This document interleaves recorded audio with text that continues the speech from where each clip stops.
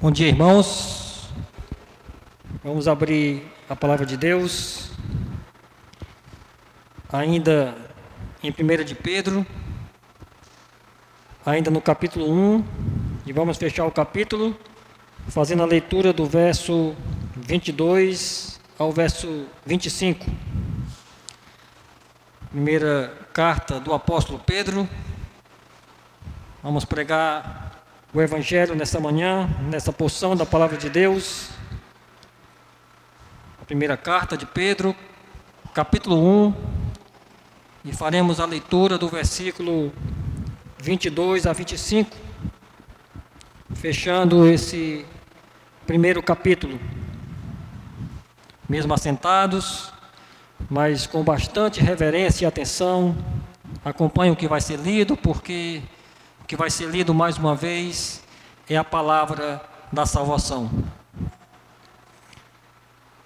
E a palavra do Senhor nos diz assim: tendo purificado a vossa alma pela vossa obediência à verdade, tendo em vista o amor fraternal, não fingido, amai-vos de coração uns aos outros ardentemente, pois foste regenerado, não de semente corruptível, mas de incorruptível, mediante a palavra de Deus, a qual vive e é permanente.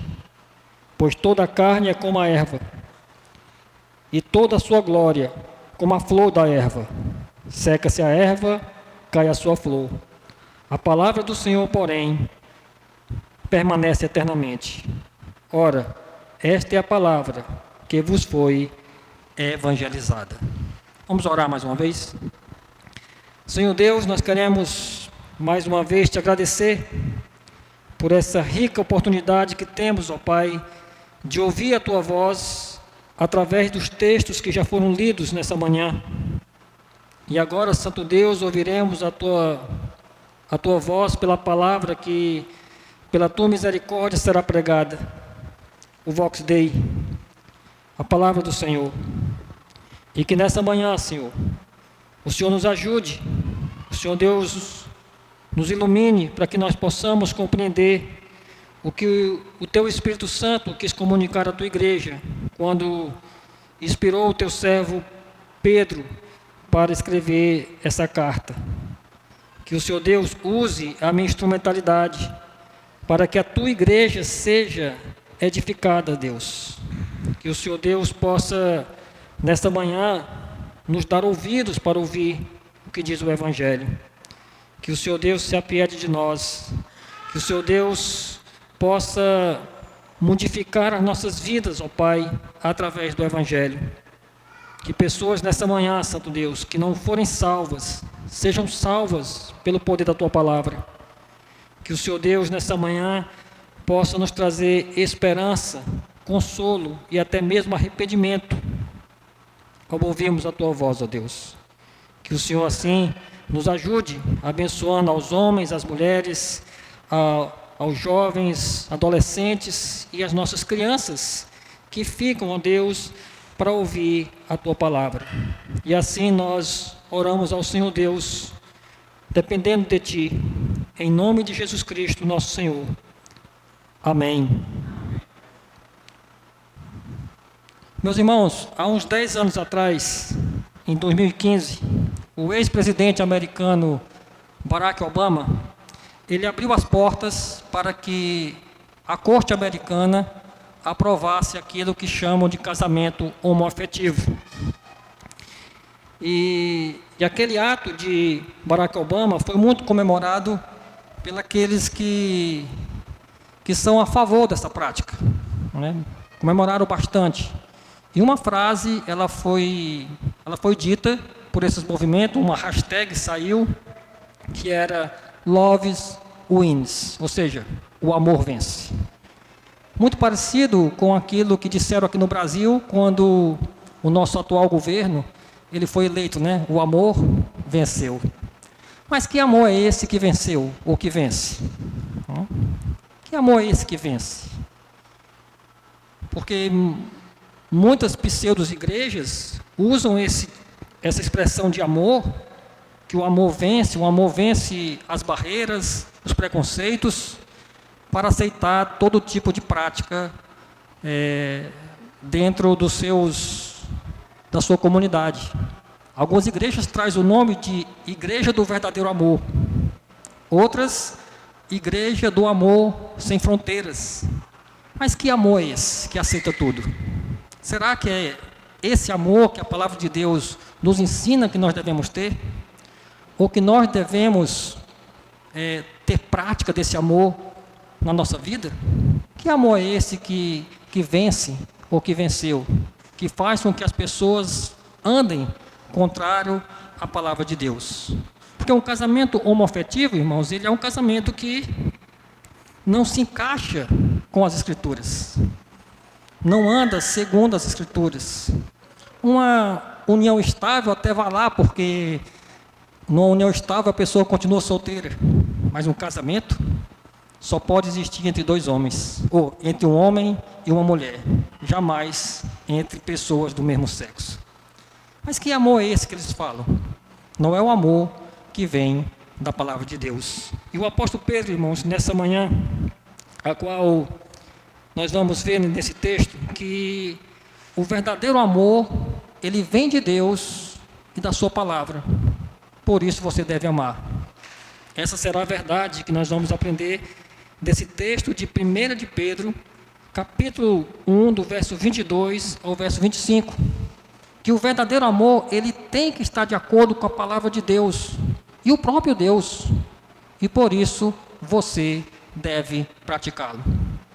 Não o amor inventado pelos homens, não o amor que diz que seja eterno enquanto dure, mas aquele amor que nós aprendemos segundo a palavra do nosso Deus.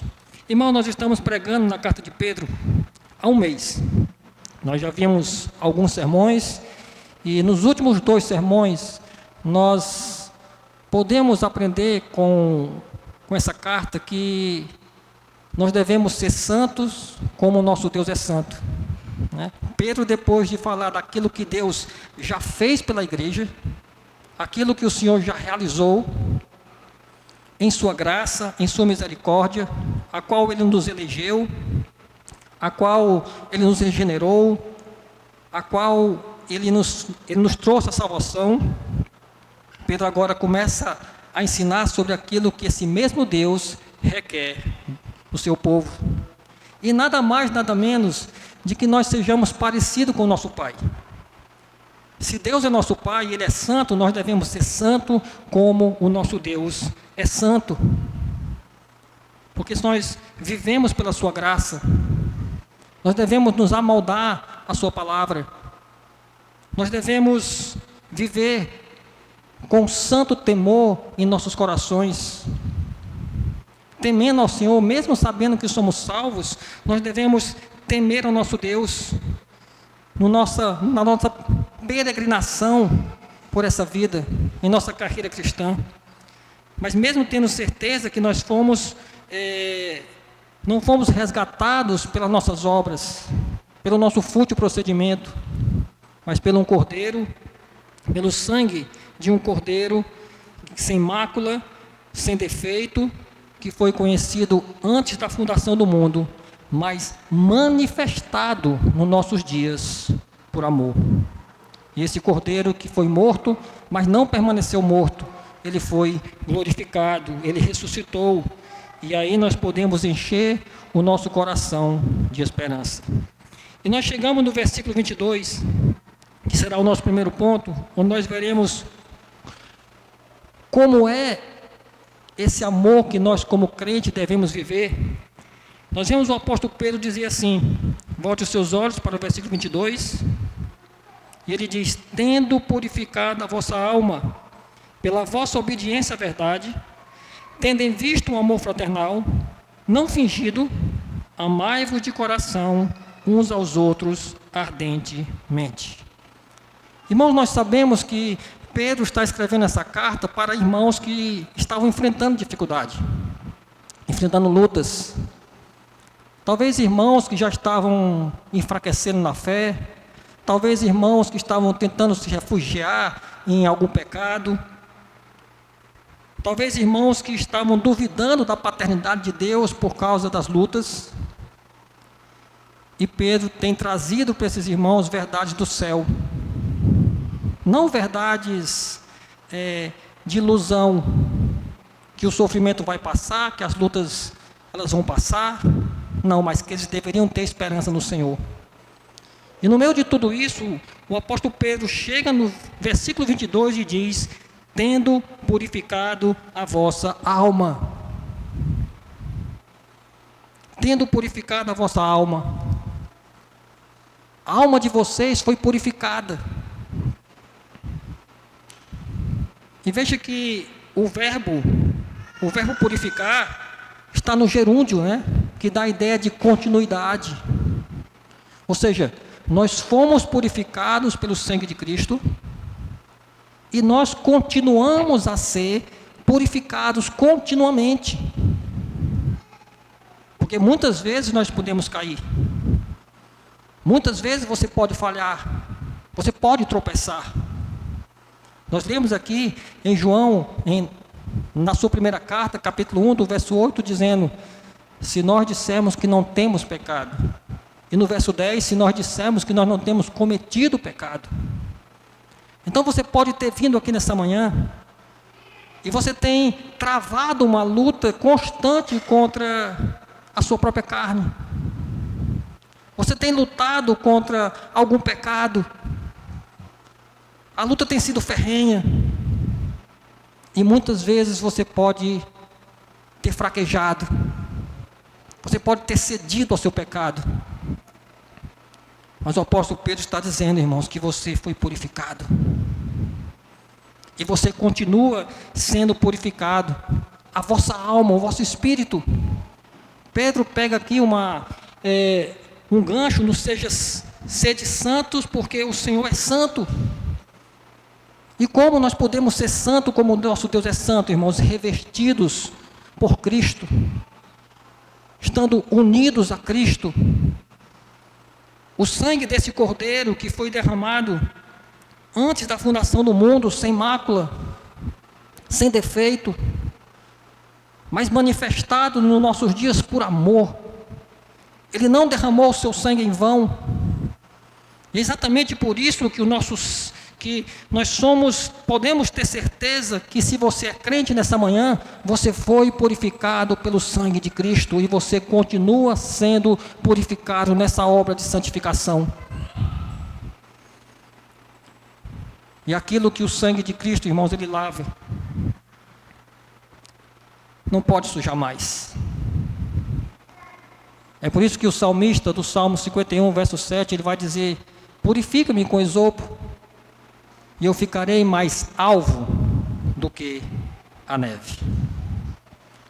Por que não alvo igual a neve? Porque a neve suja, irmãos. A neve, ela se contamina.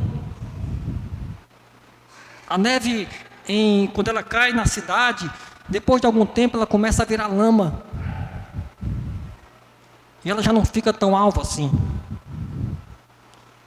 Mas aquilo que é purificado pelo sangue de Cristo, o nosso pecado, o seu pecado não consegue macular mais, não consegue sujar. Nós somos purificados e nós continuamos constantemente sendo purificados na nossa obra de santificação que vem do Senhor. Na antiga aliança tinha essa ideia de purificação, né? O sacerdote tinha que se purificar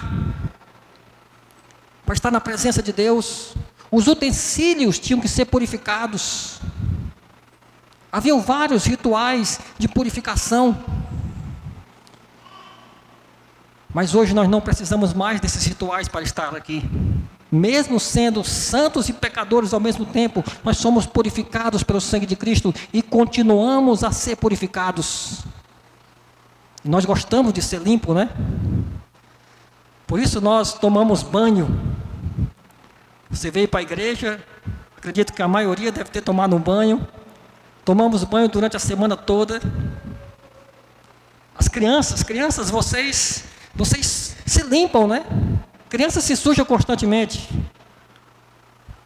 Ontem a minha menina, a Denise, comprou uma tinta para ela pintar. Quando nós vimos, ela tinha se pintado toda, né? E teve que tomar banho, né? As crianças, vocês gostam de tomar banho, devem gostar. Quando o pai de vocês manda tomar banho, vocês devem obedecer, porque vocês devem ficar limpos. Mas vocês sabem que o sabão, a água pode limpar as mãos de vocês, o rosto. Até vocês cantam isso, né? O sabão lava a minha mão, lava o meu rostinho. Mas crianças, vocês devem saber que só o sangue de Cristo pode limpar o coração de vocês. Só o sangue de Cristo pode deixar vocês mais alvos do que a neve. Não apenas, não externamente, mas internamente. Vocês podem ser lavados pelo sangue de Cristo. E só o sangue de Cristo, irmãos, pode de fato trazer essa purificação para nossas vidas, para estarmos na presença de Deus. E aí Pedro continua: pela vossa obediência à verdade, tendo purificado a vossa alma, pela vossa obediência à verdade. Peraí, pastor, parece que Pedro deu um passo atrás, né? Que ele vem falando que nós não fomos resgatados pelo fútil procedimento, mas pela obra de Cristo, pelo sangue daquele cordeiro que foi derramado.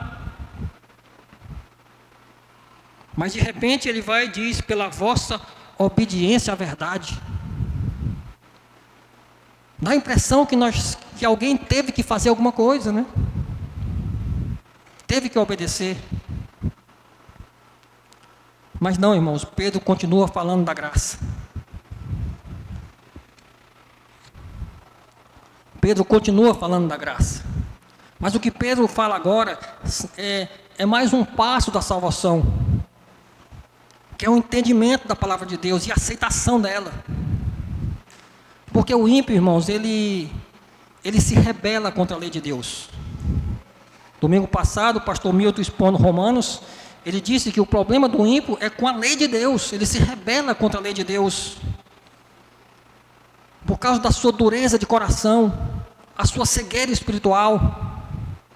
Mas quando nós somos convertidos, essa dureza sai, essa cegueira, ela vai embora. E nós passamos de forma graciosa a obedecer a palavra de Deus. Você já deve ter ouvido muitas pessoas dizerem que crê em Deus, mas quando você fala algo da sua palavra, ela já rejeita.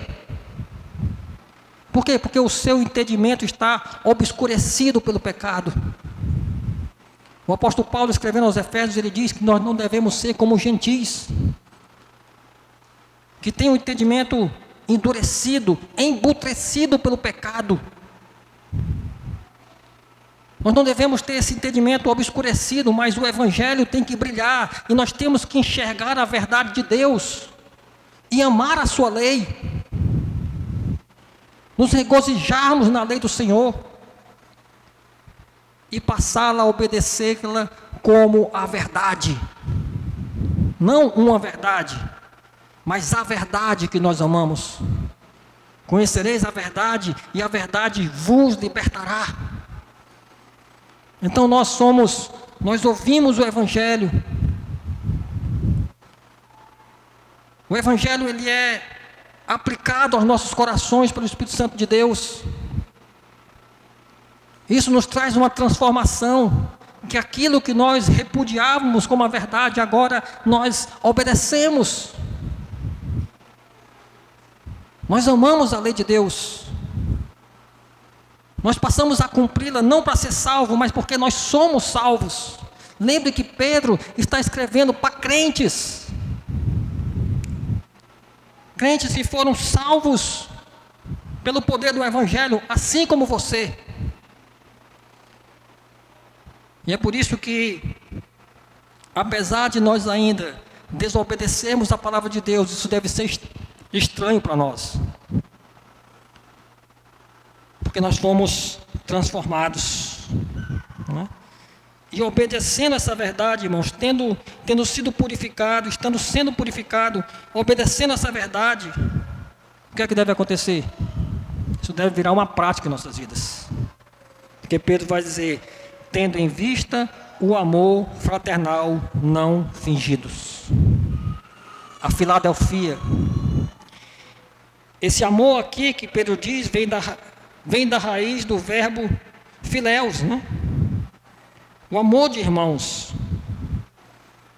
E nós devemos, irmãos, somos purificados, passamos a obedecer, tendo em vista esse amor fraternal.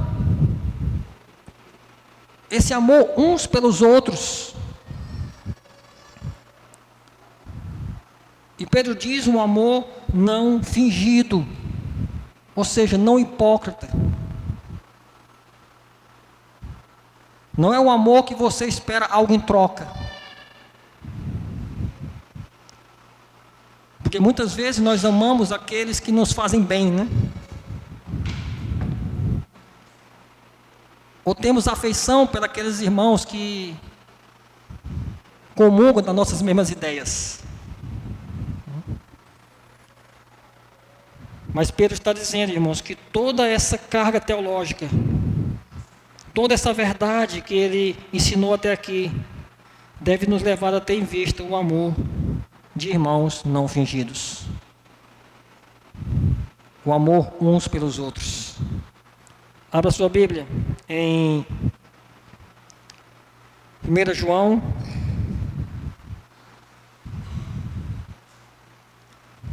Não. Evangelho de João, capítulo 13.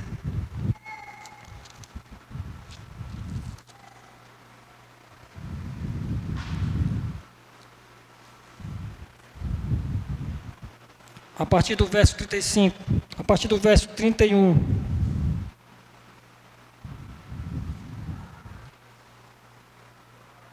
Evangelho de João, capítulo 13, verso 31. Quando ele saiu, disse Jesus, agora foi glorificado o Filho do Homem, e Deus foi glorificado nele. Se Deus foi glorificado nele, também Deus o glorificará nele mesmo, e glorificá-lo-á imediatamente. Filhinhos, ainda por um pouco estou convosco, buscar-me-eis, e o que eu disse aos judeus, também agora vos digo a vós outros, para onde eu vou, não podeis ir. Novo mandamento vos dou, que vos ameis uns aos outros, assim como eu vos amei, que também vos ameis uns aos outros. Nisto conhecerão todos que sois meus discípulos, se tiverdes amor uns aos outros. Percebe como você vai ser identificado como discípulo de Cristo? Como seguidor de Cristo? É quando nós manifestamos, irmãos, amor uns pelos outros. Quando nós, de fato, nos vemos como um corpo e manifestamos esse amor. Não é aquele amor que é feito, aquela manifestação que é feita em algumas igrejas, né? Que no meio do culto, o culto ele é parado, e aí o pastor diz, agora saia do seu lugar, e vai abraçar o seu irmão e dizer quanto você o ama. Aí você vai lá e diz, meu irmão, como eu te amo, e aí passa a semana toda, nem lembra mais que o irmão existe. Ou então quando o ministro diz, olhe para o seu irmão do lado e diga, eu te amo. Aí você olha para o seu irmão do lado e você diz, eu te amo. E apenas isso. Não é esse tipo de manifestação que nós que fomos purificados, que passamos a obedecer à verdade, nós devemos ter uns pelos outros. Mas é um amor sincero, um amor que se importa, um amor que vira suporte. É aquele sentimento que nós nos alegramos com os que se alegram e nós nos entristecemos com aqueles que se entristecem.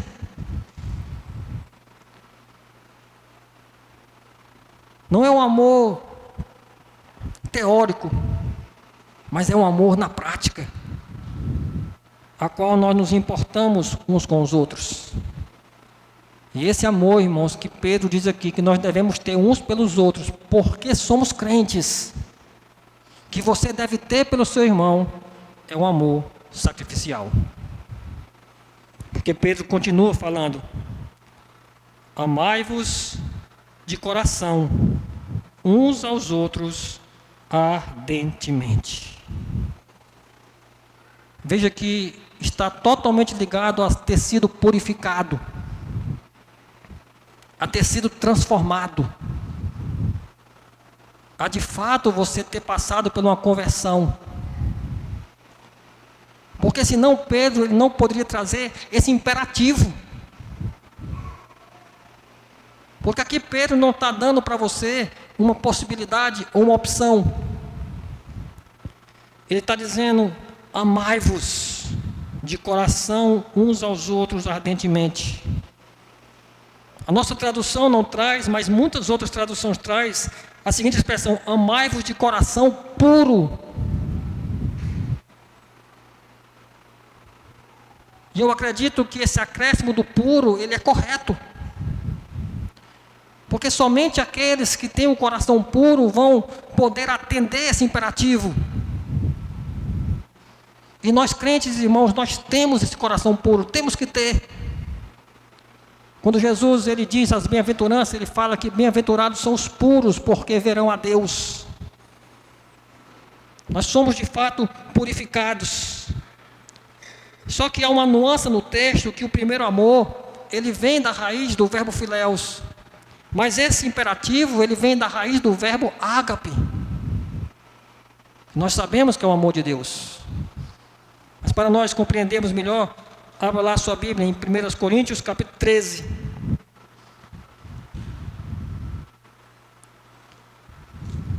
Primeira carta de Paulo aos Coríntios, capítulo 13.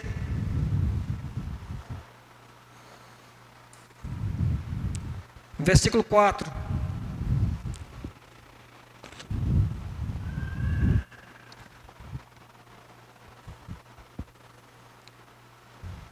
Primeiros Coríntios 13, 4 diz assim: o amor é paciente, é benigno, o amor não arde em ciúmes, não se ufana, não se soberbece, não se conduz inconvenientemente, não procura os seus interesses, não se exaspera, não se ressente do mal, não se alegra com a injustiça, mas regozija-se com a verdade. Tudo sofre, tudo crê, tudo espera, tudo suporta, o amor jamais acaba. Esse texto é muito usado em cerimônia de matrimônio, né? E não tem nada de errado em usá-lo, apesar que ali está falando do amor de Deus. Mas o problema é que o amor, muitas vezes, a mensagem fica na cerimônia, né? O casal não leva a mensagem para a vida.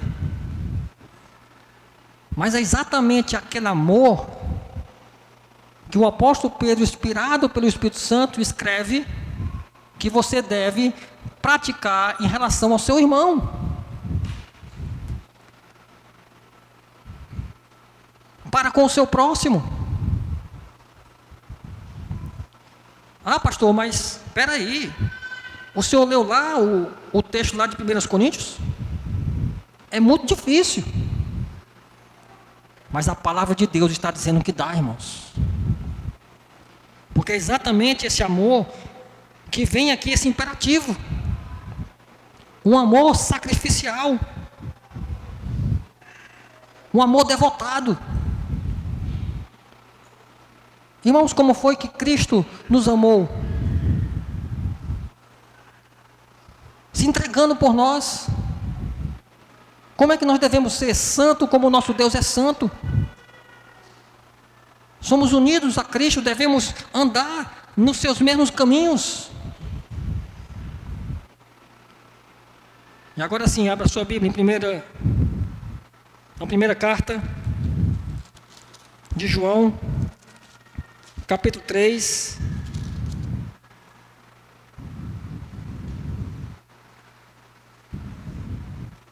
A partir do verso 11 até o 13, até o 16. Ele diz assim: porque a mensagem que ouviste, 1 João 3,11, porque a mensagem que ouviste desde o princípio é esta, que nos amemos uns aos outros, não segundo Caim, que era do maligno e assassinou seu irmão. E por que o assassinou? Porque as suas obras eram más, e a de seus irmãos justas. Irmãos, não vos maravilheis se o mundo vos odeia. Nós sabemos que já passamos da morte para a vida, porque amamos os irmãos, e aquele que não ama permanece na morte. Todo aquele que odeia seu irmão é assassino. Ora, vós sabeis que todo assassino não tem vida eterna permanente em si. Nisto conhecemos o amor, que Cristo deu a sua vida por nós, e devemos dar a nossa vida pelos irmãos. É disso que Pedro está falando. Nós vemos aqui mais uma vez a unidade das Escrituras. O marido deve espelhar esse amor junto à sua esposa, de forma sacrificial.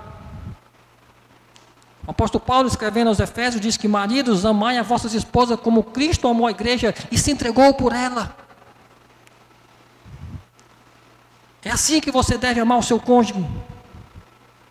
É assim que a esposa deve amar o marido também, de forma sacrificial. Uns pelos outros.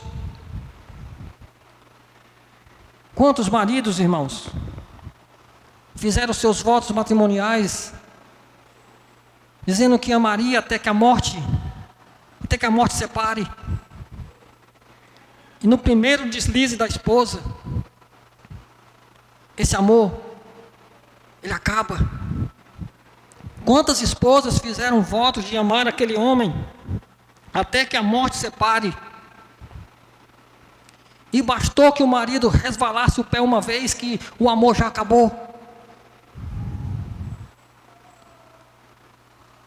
Não é essa a ordem de Cristo.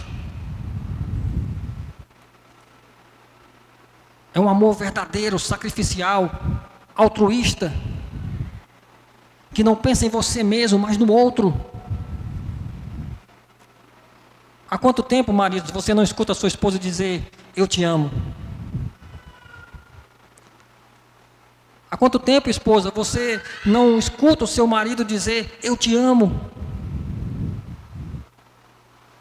Mas por outro lado, quantas vezes você já ouviu a expressão eu te amo e nada acontece? Quantas vezes? Você já viu o seu marido dizer eu te amo, a sua esposa dizer eu te amo, mas esse amor não sai, não passa de palavras? Não foi assim que Cristo nos amou. Cristo nos amou agindo em nosso favor, morrendo naquela cruz. E esse amor, irmãos, não é um simples sentimento. Esse amor é um amor que nós decidimos amar. Não é um simples sentimento. Não é aquela questão de: meu coração palpita. Pastor, quando eu vejo aquele menino. Pastor, quando eu vejo aquela menina. E é por isso que esse mesmo amor nós devemos ter uns pelos outros. Hoje nós vemos aqui, na reunião dos santos, esse amor sendo manifestado. Nós estamos aqui, nós estamos juntos como o corpo de Cristo. Porque não é possível que você diga que ama a igreja, que ama os seus irmãos, e você não tem vontade de estar junto. Como é que você ama a igreja de Cristo, a reunião dos santos, e você não vem? Você não tem prazer nos seus irmãos, de estar junto a eles. Assim, irmãos, como Cristo nos amou e se entregou por nós naquela cruz. Mas esse amor, irmãos, ele nasce por causa de Deus e a sua palavra. Ele nasce por causa do Senhor. Volte os seus olhos novamente para o versículo 23. Pois foste regenerado, não de semente corruptível, mas de incorruptível, mediante a palavra de Deus, a qual vive e é permanente. Pois toda a carne é como a erva, toda a sua glória como a flor da erva. Seca-se a erva, cai a sua flor. A palavra do Senhor, porém, permanece eternamente. Ora, esta é a palavra que vos foi evangelizada. Porque fostes regenerados. Vocês foram transformados pelo poder do Evangelho. Aquele que está em Cristo é uma nova criação. Depois da queda, irmão, não sobrou nada de bom. Não tinha apenas como Deus fazer uma reforma. Nós fomos recriados pelo poder da palavra de Deus, pelo Evangelho da salvação. Nós somos regenerados pela santa semente, pelaquela mesma palavra lá de Gênesis, capítulo 1, a qual Deus disse: haja luz e houve luz, a qual Ele criou todas as coisas pelo poder da sua palavra. Essa mesma palavra nos regenerou, nos transformou, mudou o nosso coração. E agora nós vivemos nesse processo de santificação, de purificação, dia após dia. A nossa confissão de fé, irmão, no seu capítulo 13, seção 1, ela explica muito bem isso quando ela diz assim: os que são eficazmente chamados e regenerados, tendo crido em si tendo criado em si um novo coração e um novo espírito, são além disso santificados real e pessoalmente pela virtude da morte e ressurreição de Cristo, pela sua plena palavra e pelo seu Espírito que neles habita. O domínio do corpo do pecado é neles de todo destruído, e as suas várias concupiscências são mais e mais enfraquecidas e mortificadas. E eles são mais e mais vivificados e fortalecidos em todas as graças salvadoras, para que a prática da verdadeira santidade, sem a qual ninguém verá a Deus. Isso é promovido pela palavra do Senhor em nossas vidas, em nossos corações. Por isso nós fomos regenerados pelo poder da palavra de Deus, não por uma semente corruptível, mas de uma semente incorruptível, mediante a palavra de Deus, a qual vive e é permanente. É por isso que nós podemos amar uns aos outros de forma sacrificial. É por isso que o marido pode amar a sua esposa, a esposa pode amar o seu marido. E nenhuma prática, irmãos, que seja contrária à palavra de Deus, pode ser considerado amor. Isso não é discurso de ódio, não é um levante contra os homossexuais, mas não existe amor homoafetivo.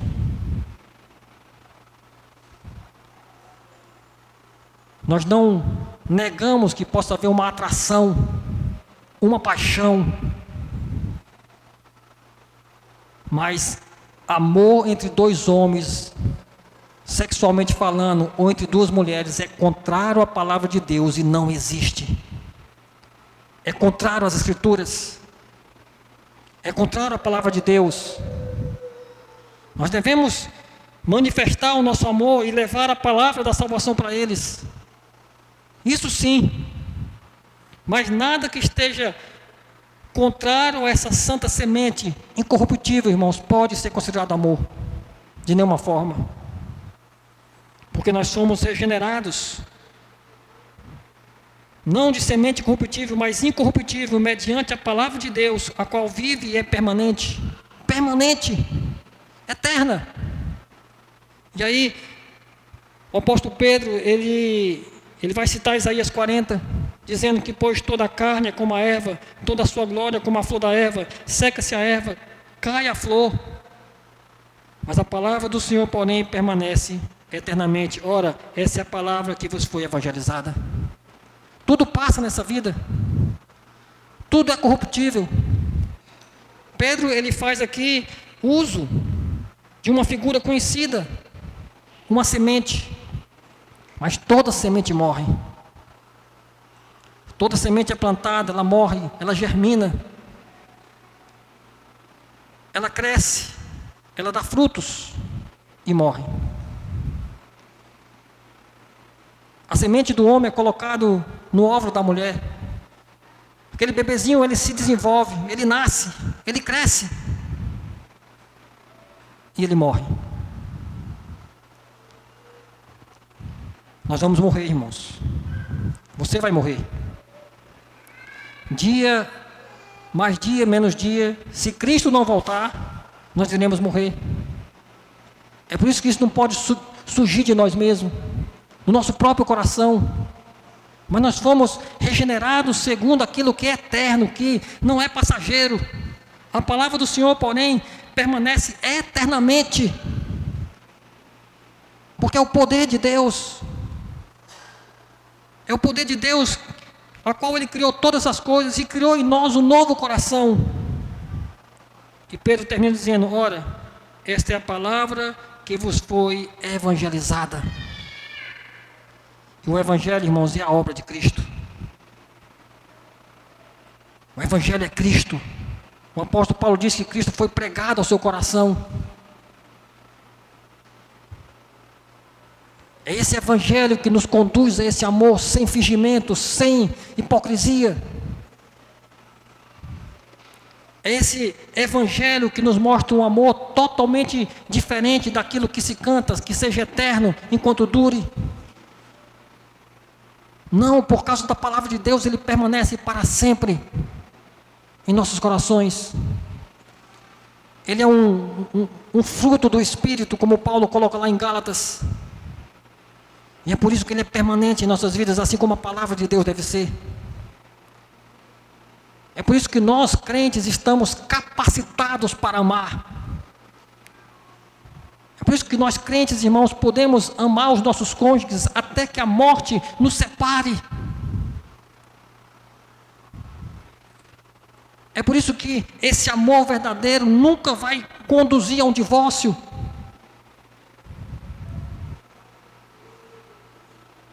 E uma pessoa crente, irmãos, para assinar um divórcio, devia no mínimo tremer. O marido crente deveria tremer na hora que ele fosse assinar um divórcio, porque se a analogia do casamento é Cristo, é a relação de Cristo e a sua igreja, o divórcio deve ser visto por nós como se Cristo estivesse abandonando a sua noiva, ou a sua noiva estivesse abandonando o seu noivo. Mas a santa semente, irmãos, a palavra de Deus, o Evangelho da salvação, nos conduz a essa prática do amor sacrificial, uns pelos outros. E aí sim, através da palavra de Deus, através de Cristo, nós podemos ver a vitória do amor. Porque o amor vence na cruz. É na cruz que o amor vence. É somente ali na cruz que nós vemos isso ser uma verdade inequívoca, imutável. É na cruz do Calvário, onde nós vemos a manifestação da ira de Deus, quando Ele derrama toda a sua ira sobre o seu próprio Filho, por sua culpa, porque você pecou, mas os seus pecados foram lançados sobre Ele. É por isso que o apóstolo Paulo vai dizer: eu fui crucificado com Cristo. Veja como a coisa é prática, né? É verdadeira. Eu fui crucificado com Cristo. E aí por isso ele vai dizer: e aí eu não vivo mais, mas Cristo vive em mim. Eu não me governo mais, mas Cristo me governa. Mas, além de a gente perceber o tamanho da ira de Deus pelo pecado, nós podemos perceber a maior manifestação do amor de Deus pela sua igreja. É ali na cruz do Calvário. É ali que nós temos toda a esperança. É ali que o amor de fato vence. Ele vence Satanás. Ele vence o pecado. É ali na cruz que nós podemos ter de fato liberdade para amar. Somente na cruz de Cristo. Somente por causa da sua palavra. Sem a palavra de Deus, irmãos, nós somos como pessoas com uma doença grave, que vamos definhando até morrer. Mas com a palavra de Deus, nós temos a certeza de vida e vida em abundância. E podemos amar uns aos outros, como Cristo nos amou de forma sacrificial. Que nós possamos viver o Evangelho, nós possamos ter certeza da nossa salvação, mas que todo esse conhecimento, toda esse ensino teológico que Pedro nos traz aqui na sua palavra, que você estuda na sua vida, faça que seja uma prática na sua vida. E nós possamos nos amar, apesar das nossas diferenças. Nós podemos olhar uns para os outros como pecadores que foram remidos pela cruz de Cristo. Que Deus assim nos ajude. Que Deus assim nos abençoe através da sua palavra.